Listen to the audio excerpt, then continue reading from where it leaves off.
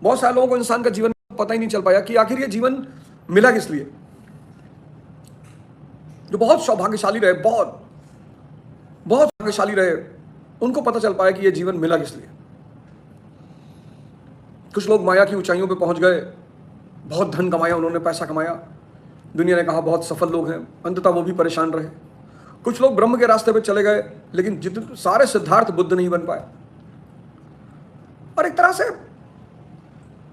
हर आदमी कुछ ना कुछ ढूंढता है, तलाश कर रहा है, आगे बढ़ रहा है।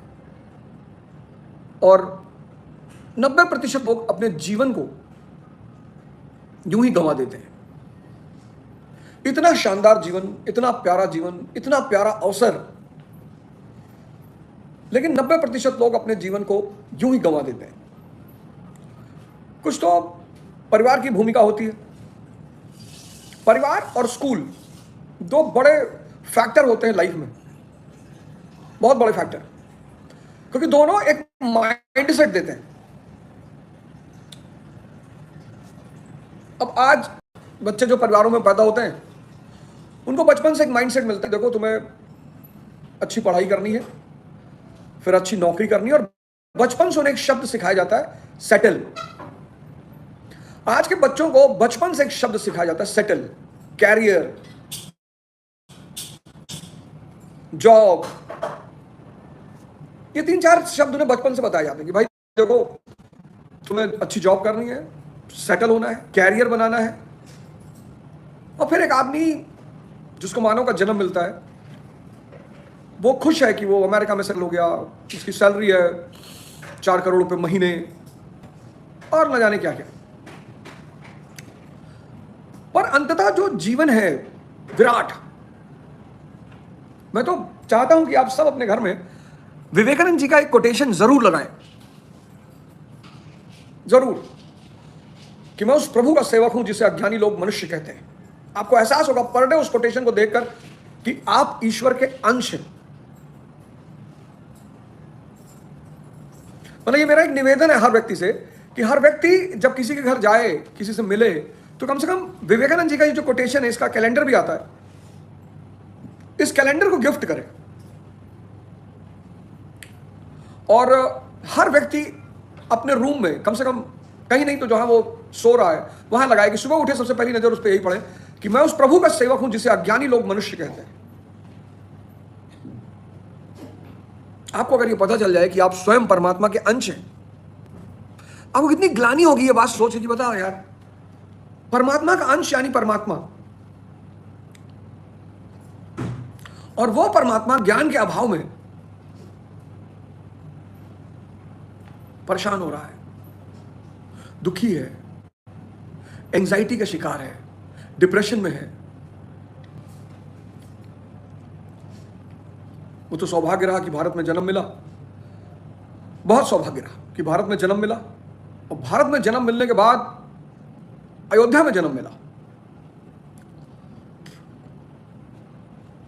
एक सिंपल सरल से माँ बाप मिले, सरल, क्या भैया जो मन में आए करो। हमें कभी थोपा नहीं उन्होंने।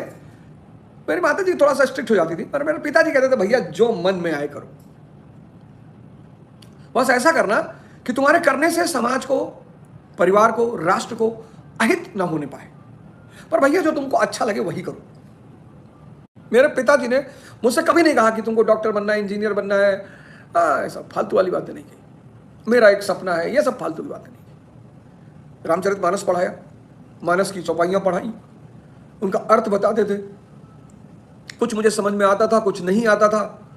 मैं भी प्यार से उनकी बातों को बैठ के सुन लेता था, मुझे अच्छा लगता था। और ना उन्होंने पूरे जीवन मुझसे कभी पैसा मांगा, कभी नहीं। मतलब परमात्मा की कृपा से जब मेरे पास थोड़े बहुत पैसे आने लगे, अच्छे पैसे, तब पर भी मुझसे 1000-500 ही मांगते थे। फोन करते थे, भैया हाँ 500 रुपया डाल दो, भैया 1000 रुपये दे दो।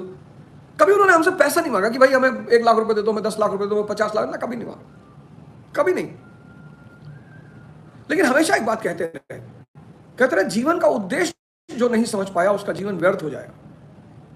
और मैं आपसे बताऊं कि जीवन का सबसे बड़ा उद्देश्य अपने मूल स्वरूप को जानना। अब लोग उलझ जाते हैं कि भैया साधना करें कि नौकरी करें, परिवार पालें। नौकरी परिवार पालते हुए भी साधना होती रहती है। साधना के लिए कोई अलग से टाइम नहीं निकालना है। आपका भोजन बनाना आपकी साधना है, आप ध्यान में बनाओ भोजन। आपका कपड़ा धुलना आपका साधना है, आपका वॉक करना आपका साधना है। ये जो अलग कर दिया ना साधना को और कर्म को, यही गड़बड़ हो गया। यहीं पे आदमी उलझ गया कि भाई अगर हम नौकरी का साधना करने लगे तो नौकरी छूट जाएगी, नौकरी छूट जाएगी परिवार छूट जाएगा। आप जो कर रहे हो उसी को साधना बना लो। आप पढ़ाई कर रहे हो, आप पढ़ाई को साधना बना लो। आप देखो पढ़ाई में कितने परिणाम आपके सामने आने लगेंगे। आप जो कर्म कर रहे हो ना, कबीर दास पूरी जिंदगी चद्दर बिनते रहे और जीवन का यह मूल उद्देश्य कहां लिखा हुआ है? धर्म ग्रंथों में। एक तो है पाखंड, जिससे आदमी खुद परेशान रहता है और दुनिया भी परेशान रहती। पाखंडी रहे छाव मां घामे मां रही हम, जलपान करें नेता भुगतान करी हम। आज बड़ा तनातनी घूम रहे हैं चारों तरफ। एक सनातनी है, एक तनातनी है। तनातनी अपना भी परेशान रहेगा, दूसरों को भी परेशान करेगा। सनातनी ना तो खुद परेशान होगा और ना किसी को परेशान करेगा।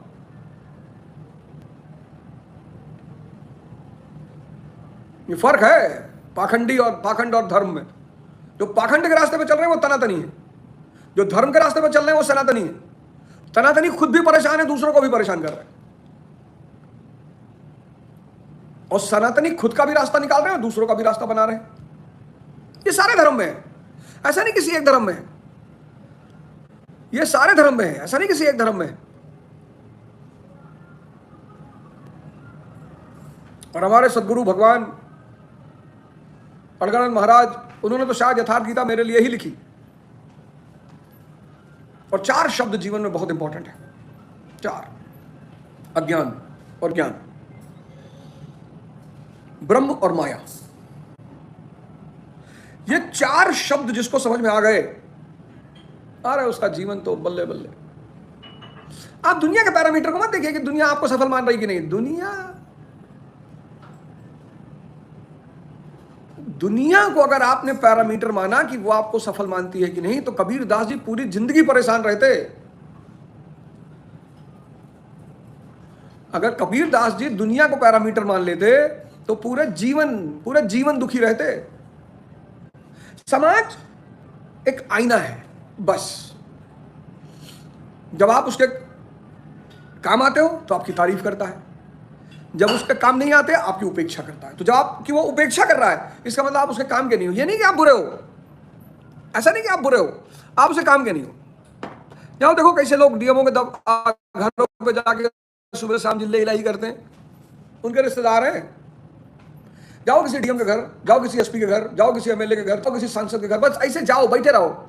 सुबह कुछ लोग 5 ही बजे सुबह पहुंच जाते हैं दल चटाई करने। हमारे तरफ कहते हैं दल चटाई, दाल चाटने पहुंच गए। सुबह 5 पहुंच गए, 5 बजे पहुंच गए दल चटाई करने। भैया नमस्ते। भैया भी सोचते हैं कि चलो अच्छा है, आ गए जी भैया, जी भैया।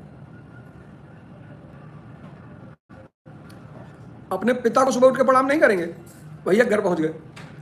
समाज एक बहुत बड़ा आईना है। आप काम के हैं, आपको चढ़ाएगा, आपको सम्मान देगा, आपकी तारीफ करेगा, कशीदे पढ़ेगा। और आप काम के नहीं है उसके तो आपकी उपेक्षा करेगा, आपकी बुराई करेगा। जाए मारो सारे, 100 रुपया देवार नहीं है, पैसा कमाई अपने लिए, कमाई नहीं है, हमारे लिए थोड़ा कमाई नहीं। अब सवाल ये उठता है कि यार ये जीवन का उद्देश्य है, ये मिले कहाँ, पता कैसे चले?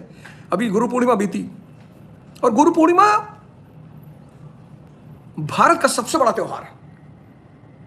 भारत का सबसे बड़ा त्योहार दिवाली नहीं है, भारत का सबसे बड़ा त्योहार होली नहीं है, भारत का सबसे बड़ा त्योहार ईद नहीं है, बकरीद नहीं है, क्रिसमस नहीं है। ये सब त्योहार है, बड़े प्यारे त्योहार है, बहुत अच्छे त्योहार है। भारत का सबसे बड़ा त्योहार है गुरु पूर्णिमा।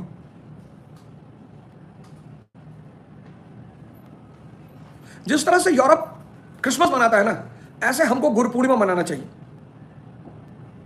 लेकिन भारत आज इस त्योहार को भूल चुका है। यही वो त्योहार है जो भारत को फिर से महाशक्ति बना सकता है। गुरु, वो व्यक्ति जो भगवान स्वरूप हो चुका है, और अब वो आपको रास्ता बताएगा कि आप उस स्थिति तक कैसे पहुंचे। बस अगर आपका गुरु आपको धन कमाने के रास्ते बता रहा है, तो बधाई हो। बहुत लोग गुरु हैं, उनको राजनेता बना रहे हैं, चुनाव जितवा रहे हैं, बधाई हो। गुरु बस एक काम करता है, व्यक्ति को उसके जीवन का मूल उद्देश्य और उस मूल उद्देश्य को प्राप्ति के सिद्धांत, बस। और यही काम किया स्वामी अलगानंद ने।